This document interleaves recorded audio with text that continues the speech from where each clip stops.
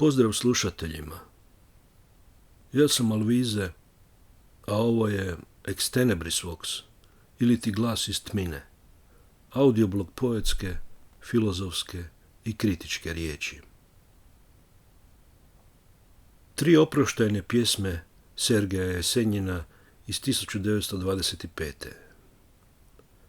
Večer lune, Snježna ravnica, Doviđenja moj druže. Za potrebe ovog audiobloga odlučio sam na hrvatski iznova prevesti 3 kratke, ali snažne i potresne oproštajne pjesme iz 1925. čuvenog ruskog lirskog pjesnika Sergeja Aleksandrovića Jesenjina, što svojim patosom svjedoče o dubokoj depresiji umjetnika koji očito u tom trenutku više ne nalazi smisao nastavka života i prihvaća neminovnost svoga odlaska u vječnost.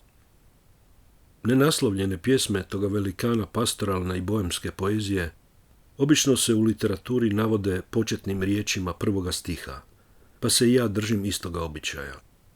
Prva je tako u novom prijevodu ovdje predstavljena Večer lune, druga je Snježna ravnica, a treća pak Doviđenja moj druže.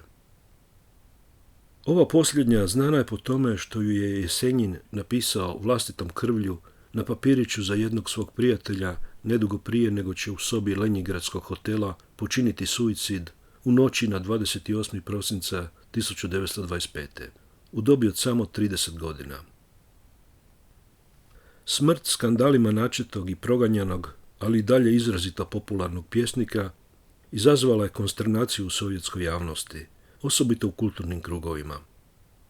Kako to već biva sa slavnim smrtima, pojavile su se i neizostavne kvazi teorije urote.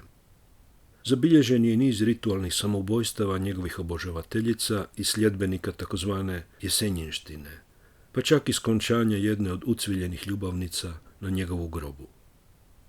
S obzirom na sklonost promiskuitetu, pijančevanju i nasilnim ispadima, Sergej je već pred smrt, a napose posthumno, optuživan za dekadenciju i loš primjer mladeži, pa će komunističke vlasti sljedećih desetljeća bezuspješno pokušavati suzbiti pjesnikov mit zanemarivanjem njegova opusa ili ga predstavljajući u kritičkom režimu ideološki i moralno podobnom kontekstu. S druge strane, nakon dramatične i prerane smrti, Jesenjinova se poezija sve više prevodi i objavljuje izvan Sovjetskog saveza, pa tako i u onodobnoj Hrvatskoj, gdje ga prevode neki od najpoznatijih poeta. I premda pjesništvo u današnjoj sveopćoj ispraznosti nema više širu popularnost kao nekoć, Jesenjinov lik i djelo još su uvijek omiljeni među kulturnom publikom širom planete, baš poput ostavštine drugih njegovih čuvenih sunarodnjaka, kao što su na primjer Puškin, Dostojevski, Tolstoj ili Čajkovski. Njihova su umjetnička dostignuća, treba reći, u svijetu danas neusporedivo popularnija od zemlje iz koje su proizišla. To je više nego razumljivo, jer je politička Rusija, nažalost, nakon svih prevrata u 20. stoljeću, postala i sve do danas, kada Putinova neosovjetska imperialistička horda ruši, pljačka i ubija nekoć bratsku Ukrajinu, prijeteći usput nuklearnim bombama, ostala simbolom patoloških diktatura i ideologija, carstvom ogavnih zločina nad ljudima i narodima, orvelovskom tamnicom slobodnog duha, kojom u službi lažljivih vlastodržaca harače podobni profiteri, KGB-ovci, ekstremisti, propagandisti, kriminalci, egzekutori, batinaši, poslušnici, uhode i doušnici.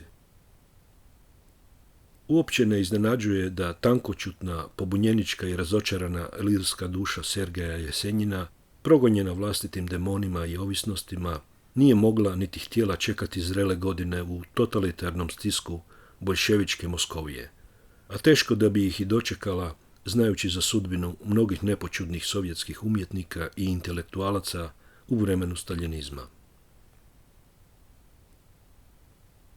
3 oproštajne pjesme Sergeja Jesenjina. Večer lune, večer sinja, mladost ode, dražo linja. Nezadrživo, neponovljivo čak, Sve je prošlo. Daleko. U mrak. Srce gasne i mutne su oči. Srećo sinja lune noći.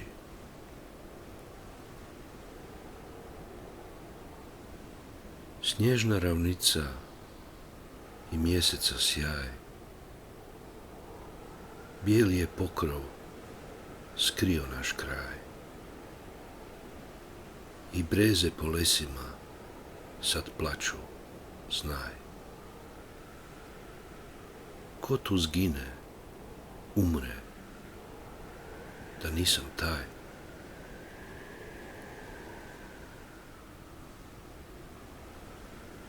Doviđenja, moj druže, doviđenja. Ostaješ mi u srcu, moj mili. Sudbinski sad rastanak najavljuje sutra sastanak. Doviđenja, druže, bez ruke, bez glasa. Ne tuguj mi i ne krivi lice svoje. Nije novo da smo tu do smrtnog časa, no i živjet konačno nije ništa novije.